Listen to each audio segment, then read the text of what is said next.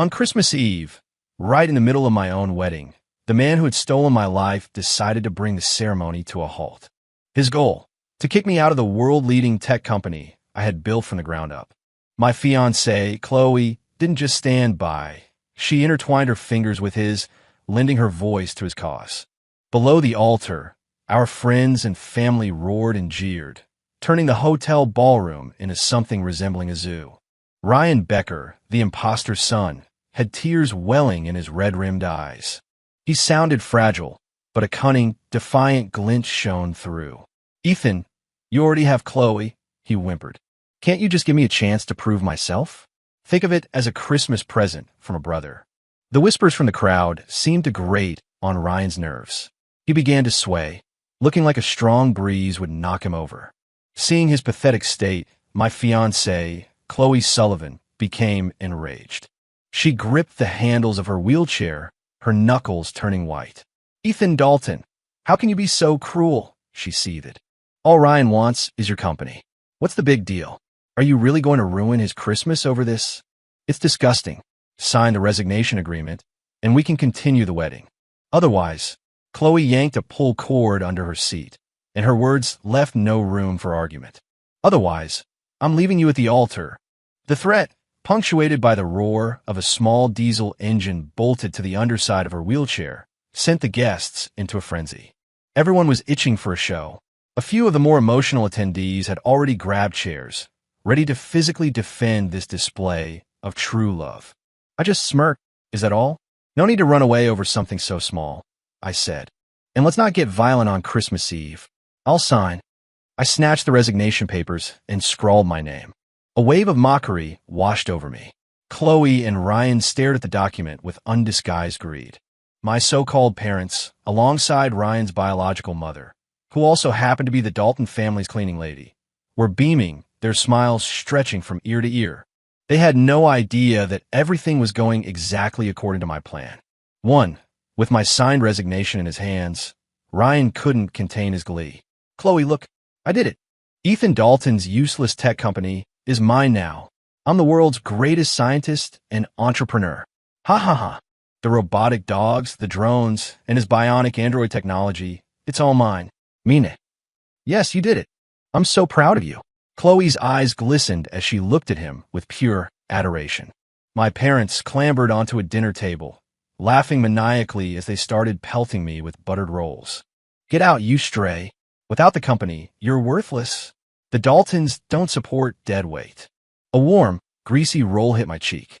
I brushed it off, my hands clenching at my sides, a cold smirk plaster on my face. It was Ryan who pretended to defend me. "Mom, Dad, Chloe, don't be so hard on him. He only became a worthless leech after he gave me the company. It's Christmas, the time for new beginnings. We should give my brother a new opportunity." He paused, staring at me with the smug certainty of a master strategist. "My company needs a janitor to clean the bathrooms. I think my brother is the perfect fit, and I wanted to do it by hand. It's the only way to get them truly clean." The two old fossils on the table had a moment of revelation, shooting Ryan an enthusiastic thumbs up. "Our precious boy thinks of everything. And besides, that stray founded Nexus Dynamics himself. All the core technology came from him. If we keep him around, any future breakthroughs he has can pave the way for our dear Ryan." Realizing the genius of this, the head of the Dalton family slammed his hand on the table and roared at me. "Admit it. This was your plan all along, wasn't it? You wanted to use Ryan's rise as a cover, a classic bait and switch, so you could start over and laugh at him from the sidelines. How could you be so malicious? I knew we never should have bothered to find you." His wife took it a step further, her voice a venomous hiss. "No, we should have drowned him in a toilet the moment he was born. He's the one who got himself lost, and he still has the nerve to accuse Ryan's mother of kidnapping him. He's been competing with Ryan for attention every single day. A person like that is a sin just for existing." I opened my mouth and closed it. Words failed me. I'd signed the papers. I'd given them exactly what they wanted, and somehow this was still my fault. "You'll always find a reason to blame me, won't you?" I just shook my head and chuckled bitterly. Chloe noticed my dejected expression and was instantly displeased. "Ethan, I know this is hard for you," she said condescendingly. But you've been bullying Ryan for years. Giving him your company is just fair compensation. It's how things should be. People destined for greatness don't get bogged down in the details. What's wrong with scrubbing a few toilets? Who are you trying to guilt trip with that pathetic look? Chloe, I started to explain. She cut me off with a wave of her hand. Enough. Explanations are just excuses, and excuses are admissions of guilt. Ryan has been through so much. We need to be the bigger people here. You always said I was too close to him, but did you ever stop to think that if you weren't so petty, I wouldn't have to clean up your messes and comfort your poor brother? Well said. The Sullivan girl has character. My grandfather, Theodore Dalton Sr., roared with delight from his seat at the head table. He turned to his old friend, Chloe's grandfather, and nodded approvingly. The Sullivans are true Seattle old money. The girl knows what's right. I, Theodore Dalton, have to admit I'm impressed. Not at all. Not at all, Mr. Sullivan replied smoothly. The Daltons are the reasonable ones, treating an adopted son so well. And you, my old friend, you spoil your adopted grandson to the heavens. It's truly admirable. Watching this surreal performance from my family, my righteous fiancé, and the triumphant Ryan waving my resignation papers, I could only throw my hands up in resignation. The Seattle elite, what a circus. 2. Ever since my family found me when I was 18, the imposter son who had taken my place, Ryan Becker, had been putting on a masterclass in feigned misery. And, of course, everyone rushed to comfort him, while I, the one they had supposedly searched so hard for, was cast as the villain. It didn't matter that I found ironclad proof that my childhood disappearance was a deliberate kidnapping orchestrated by Ryan's biological mother, so her son could live a life of luxury. My family chose to be selectively blind. They convinced themselves I had bribed officials to forge documents just to compete with their precious Ryan.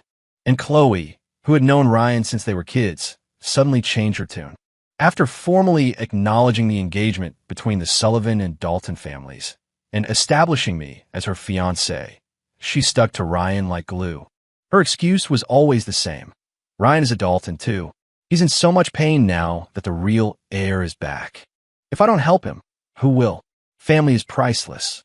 Ethan is just lashing out because he feels hurt. I have to make this sacrifice for the sake of their future reconciliation. Ethan is a good person. He's just lost his way.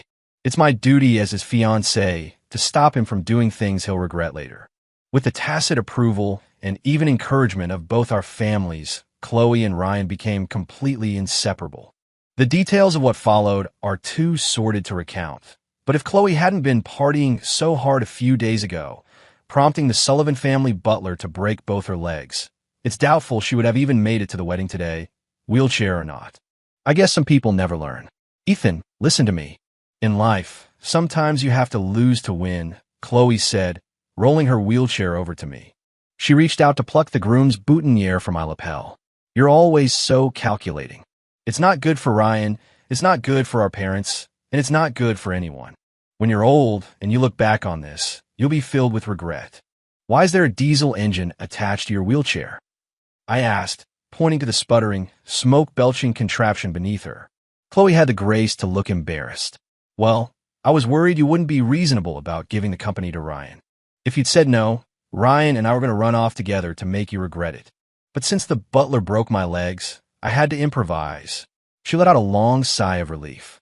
Luckily, you're not a total lost cause. You can still listen to reason. Ryan will take your place for the rest of the ceremony. You can go rest. Someone will be here to pick you up shortly. Pick me up? To go where? I asked casually, not moving as she removed the flower. Oh, I almost forgot. I got you a special wedding gift. Chloe smoothed the wrinkles on my suit jacket where the boutonniere had been, a sly smile on her face. Now that you're unemployed, you'll need some time to adjust, and Ryan will need time to stabilize things at the company. Your presence in Seattle would just be a distraction for him. Plus, you've been so petty and immature lately. So, I signed you up for a 6-month program at the Serpent's Head Re-Education Camp in Nevada. You'll learn some discipline. By the time you get back, you'll be ready to be a father. Aren't you happy? Me? A father? I smirked. Chloe, since the day we met, I have never once touched you. What are you talking about? At my question, her eyes darted away, and her voice became weaker. Don't say that. That one night, you were drunk. I don't drink. Then I remembered wrong. Look, it doesn't matter. The baby is innocent. I say it's yours, so it's yours. Becoming emotional, she placed a hand on her slightly rounded belly and began to gag dramatically. Chloe, Ryan shrieked, instantly flying into a rage. He rushed over and slapped me hard across the face. Ethan Dalton, do you have any idea what she's sacrificed for you? She's carrying your child. I touched my stinging cheek and watched their performance with a cold smile. Chloe looked like she was about to cry. Ethan, you're not going to be irresponsible, are you? 3. Why should I be responsible? I carefully smoothed out the fabric of my jacket and asked with genuine curiosity. You know as well as I do that the child isn't mine. Why should I give up my company and get shipped off to some snake-infested hellhole to learn discipline? Chloe gasped, covering her mouth as if I'd just uttered the most offensive statement imaginable. Ethan Dalton, what century are you living in? Are you really that old-fashioned? Does it really matter if the child is biologically yours or not? See, brother, this is why Mom, Dad, and Chloe don't trust you. Ryan chimed in, rubbing his red palm. Your head is filled with backward ideas. The company would only go downhill in your hands. He adopted a tone of profound wisdom. Look at how Mom and Dad treat me. That's the perfect example. You don't understand responsibility, and you certainly don't understand love. So let go of the company, go to Serpent's Head, and learn how to be a real man, not the troublemaking degenerate you are now. Clap, clap, clap. Thunderous applause erupted from the guests. Mr. Dalton and Mr. Sullivan were clapping the loudest. Good boy. So mature. The future of the Dalton family is bright with you. Nexus Dynamics has a real future in your hands. The Daltons and the Sullivans have a bright tomorrow. Ha ha ha.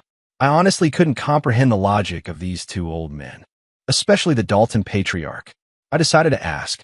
Just a quick question. You've seen the DNA report. You know for a fact that this Ryan Becker is not your son with a cleaning lady. He has absolutely no biological connection to you. Are you really this happy about stealing the company your actual son built before he even came home, just to hand it over to an imposter? You don't know a damn thing. Mr. Dalton sneered, full of self-importance. Greatness is not created. It is stumbled upon by chance. You don't deserve your position. Therefore, you are a thief. By taking the fruits of your theft and placing them in the hands of someone worthy, I am serving justice and returning things to their rightful owner. He shook his head, looking smug. And don't you feel wronged? I'm actually doing you a favor. You? Doing me a favor? Sometimes, a person's thinking is so warped that no amount of processing power can decipher it. Mr. Dalton, probably assuming the game was won, dropped all pretense. His smile was wild. Since it's Christmas, I'll let you in on another piece of good news. Chloe's child. You'll claim it whether you want to or not. Otherwise, Malice twisted his face into a grotesque mask.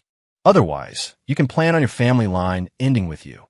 Is that because of the daily detox smoothie that Ryan's mother, our dear housekeeper, has been bringing me? The one with the sterilizing agent in it. I asked, tilting my head. He froze for a second, then burst out laughing, his grin nearly splitting his face. Ha ha, so you're not a complete idiot. You're already a neutered waste of space.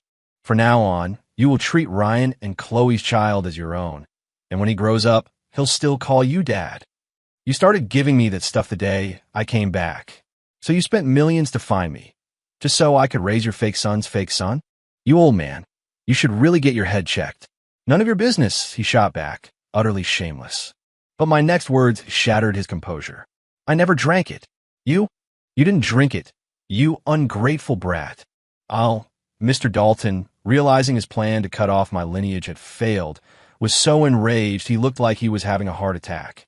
If Mr. Sullivan hadn't been there to give him his medication, he might have met his maker on Christmas Eve. Mrs. Dalton frantically rubbed her husband's back. Don't worry, dear, don't worry. You're always so impulsive. I had a backup plan.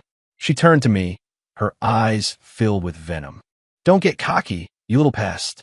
The scented sachet in your suit pocket was also filled with a sterilizing drug. I had it prepared the day you arrived. Threw it out, replaced it with some nice sandalwood from a stall at Pike Place Market. Smells great. My grandfather, Theodore Sr., slammed his fist on the table. Don't you get cocky, you disrespectful whelp. Your food was poisoned too. A special concoction I imported from the serpent's head camp itself.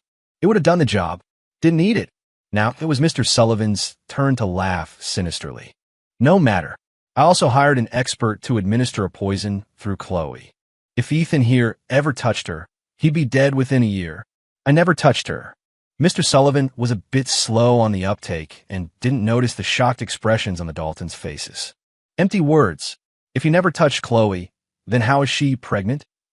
A collective facepalm went through the entire ballroom. Mr. Sullivan was clearly not on the same page as everyone else. I burst out laughing, a loud, unrestrained laugh. A bunch of lunatics and an idiot thought they could take me down? They clearly hadn't had a good look in the mirror lately. You bitch. You were carrying poison. Why didn't you tell me? Before I could even enjoy the sight of my family's meltdown, Ryan Becker was the first to break. He slapped Chloe so hard that even with the stable, diesel-powered chassis, her wheelchair nearly tipped over. Chloe clutched her cheek, her eyes welling up with tears. Ryan, I didn't know. And you were the one who said you wanted your brother to compensate you, that you needed me to comfort you. How can you blame me? You're useless. How did I get stuck with such a moron? Realizing he was probably poisoned, Ryan forgot all about the joy of his corporate takeover. His eyes red with panic, he started grappling with Chloe. Just then his phone rang. He answered it, mumbled a few words, and his face went pale. His eyes darted around, and when he looked back at Chloe, his demeanor had shifted back to its usual weak, fawning state. Chloe, I'm so sorry. I just got emotional. I wasn't thinking. It's Christmas, our special day. Please don't take it to heart. There's a crisis in my brother's company. It's imploding. I have to go deal with a mess. You and Ethan can finish the ceremony. Don't let me ruin your big day. He turned to run out of the ballroom, but Chloe's hand shot out and grabbed his jacket.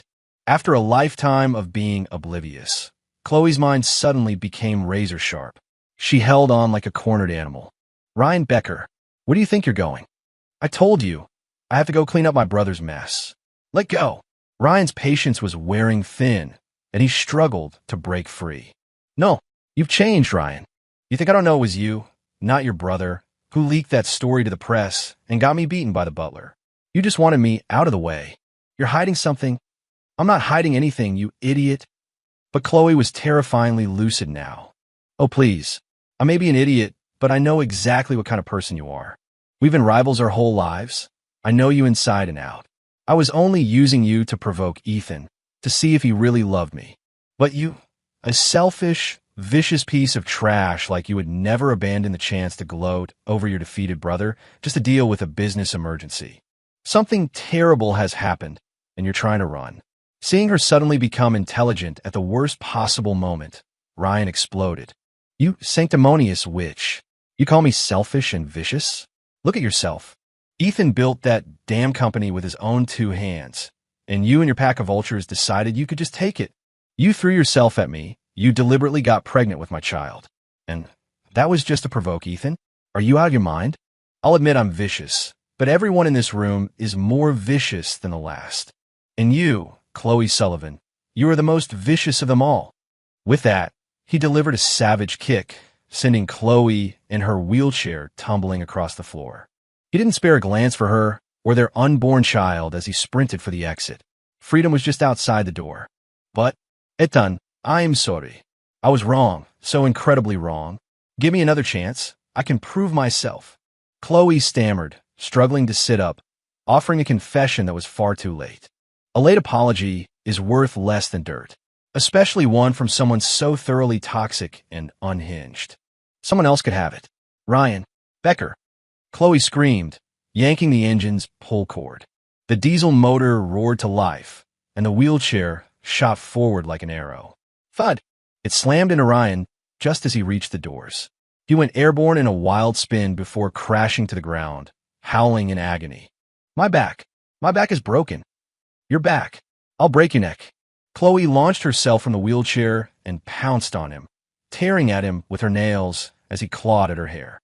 The guests, seeing the wedding devolve into a brawl, began to sneak towards the exits. This is a disaster, Mrs. Dalton shrieked. Her perfectly planned narrative of Ethan is disgraced Ryan heroically marries in his brother's stead, have been completely derailed. Her eyes, red and wild, landed on me. Ethan, Dalton, this is your fault. I knew we should have never brought a curse like you into this house. Guards, seize him. Tonight, we're dumping him in the Puget Sound. A few security guards, who had been enjoying the show, snapped to attention and moved to surround me. But just then, crash. The main doors were kicked open. A team in full hazmat gear, carrying rifles, stormed into the ballroom. Nobody move. Hands in the air. Get on the ground. Chaos erupted. What's going on? Is this a counterterrorism raid? Oh God, I want my mommy. In the pandemonium, Ryan managed to knock Chloe unconscious and staggered to his feet, clutching his back. He stared at me, his eyes bloodshot. Ethan Dalton, did you report me? What do you think? I said with a careless shrug. I'd seen his every move. There was no coming back from this for him. You bastard. I'm the one who deserves this life. I'm a chosen one. What's yours is mine, and what's mine is mine. How dare you defy fate? I'll kill you. He lunged, moving with shocking speed. A gleaming fruit knife was in his hand. Before I could say a word, he plunged the blade into my stomach. Clang. Huh, you're? Congratulations, you found my secret, I said with a cheerful grin. Merry Christmas.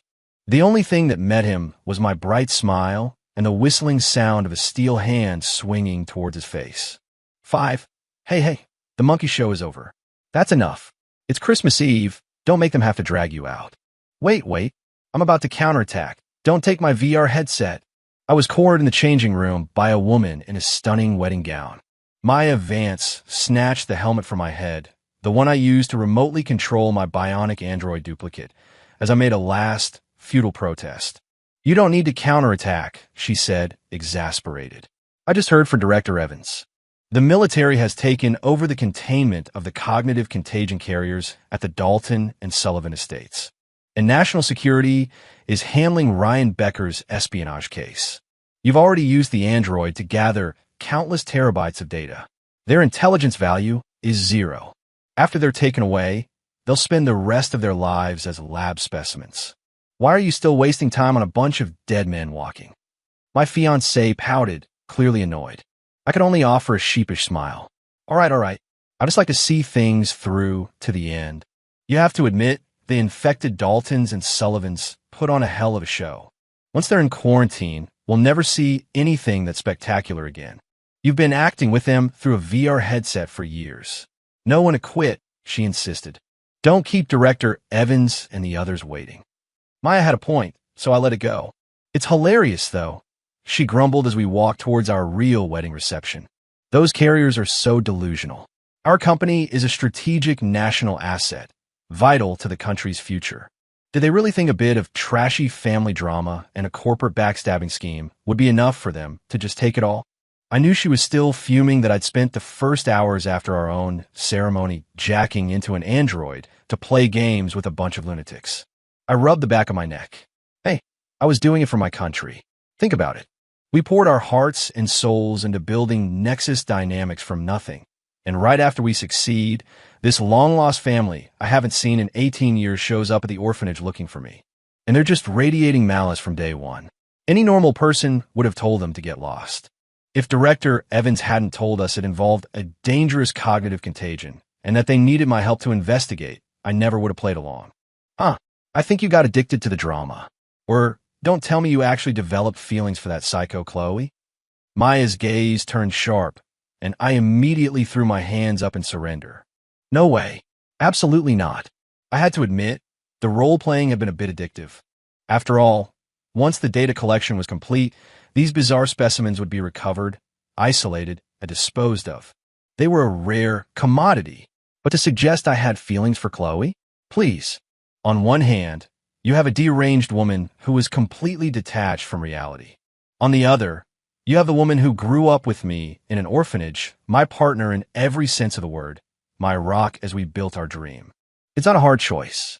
I might be a little crazy, but I'm not an idiot. 6.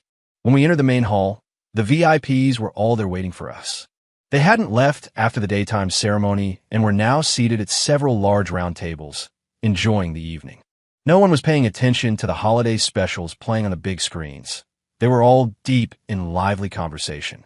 Seeing me arrive, they all raised their glasses. To Director Dalton, a young genius who has done us all a great service in stopping the spread of this cognitive contagion. Ethan, my boy, this old man owes you one. Ha ha, Ethan, come over here. You've been under too much stress. You've lost weight. You need to rest. Director Evans, our primary government liaison, was particularly enthusiastic. I went from table to table, sharing toasts with the assembled dignitaries. It was clear that containing the outbreak from the Dalton and Sullivan families in Seattle was a major victory and a cause for celebration. Although many more potential infection sites were still developing across the country, the experience gained here would make future operations much smoother. I intertwined my fingers with Maya's. In her eyes, I saw not only a deep and abiding love, but a flame of hope that would never be extinguished. "Merry Christmas, my love," I whispered. "Merry Christmas, Ethan." It was a day of great joy. I had married the woman I loved, the android operation had brought a dangerous threat under control, and I was celebrating with the leaders of the country. Life was good.